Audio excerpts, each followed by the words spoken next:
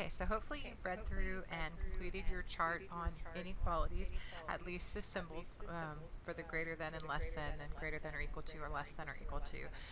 Right now we're going to look at solving these problems that have the inequalities. What I want to remind you is really there's no difference between solving an equation and solving an inequality. We still use the same opposites, addition and subtraction. We still use the same opposites of multiplication and division. Our goal is still to get x by itself, so we're still using all of those same processes. So if I look at this first one where I have x minus 5 is greater than 17, I want to move the 5 since he's on the side with my x, so I'm going to add 5 to both sides. So when we do that, we get that x is greater than 17 plus 5, which is going to give us 22. Now, the question asks you to not just solve for x or solve the inequality, but to write it in interval notation. Now, this is where you kind of have to decide how you want to do this. If you can take it directly from x is greater than 22 into interval notation, that is awesome. Good job. You can totally do that. But sometimes it helps a little bit if we graph the inequality first. And I don't mean like a really fancy graph, just a real simple one. So if I put a number line here, and I mark right here in the center, that's 22. And I can go ahead and go above it, which is 23. And I can go below it, which is 21. And I want to say, okay, I want x to be greater than 22, so I want the numbers larger than 22. Well, 23 is bigger than 22, so I know that I want my arrow to point out to this side. And remember, this is pointing out to positive infinity, or just infinity. Now, at 22, I come back over here to my inequality, and I notice that this is just a greater than sign. So that means I'm not allowing 22 to be part of my answer. And in order to say that on my graph, I use an open parentheses. Sometimes you might have seen an open circle as well. Those are equivalent to each other. They're the same thing. So an open parentheses or an open circle mean the same thing. So now using this, I can write my interval notation. My interval notation has to be my smallest value first, which in this case is 22. So I'm going to do 22, and I'm going to do an open parenthesis since I'm not allowing 22 to be part of my answer, comma, and then I'm going to say, well, how big can I get? And this arrow just keeps on going all the way out to infinity, so I'm going to go to infinity. We can never actually get to infinity, so infinity is always going to be an open circle or an open parentheses as well.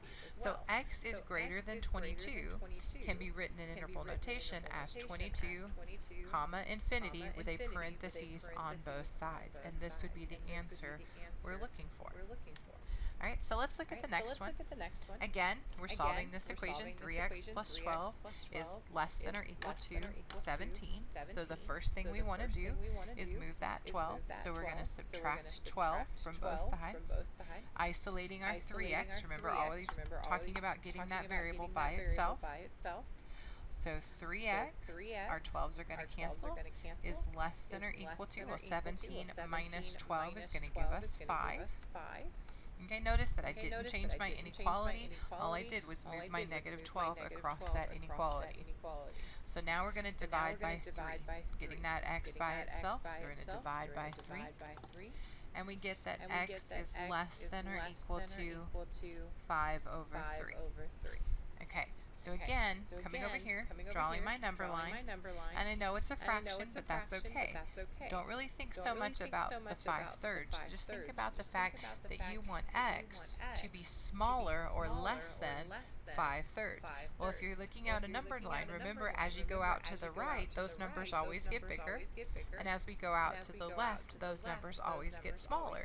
So if I want to have x smaller than 5/3, that means I want my arrow to come out to the left.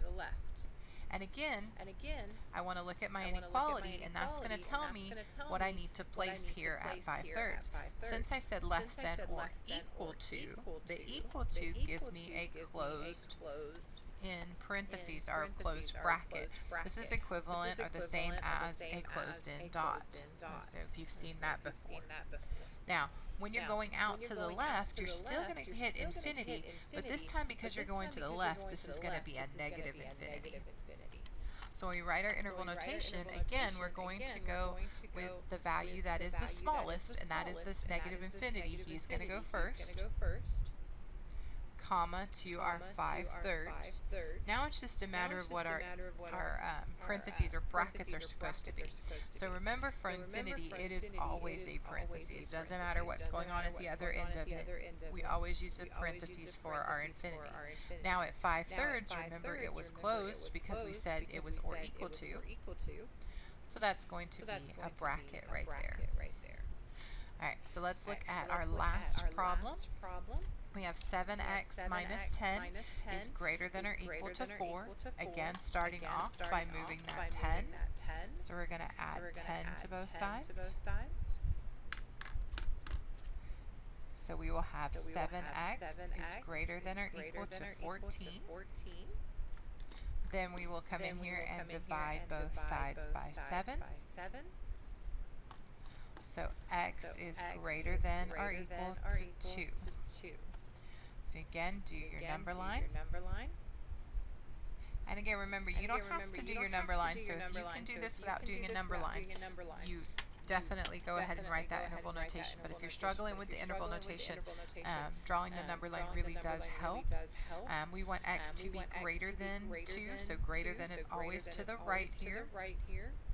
And then since we're saying greater than or equal to, that little equal to line makes this guy a bracket right here. And remember, he's going out to positive infinity. So our interval notation is going to be a bracket at 2. We're going to go out to positive infinity, and again, infinity is always a parenthesis. So there's our interval notation for question number 3.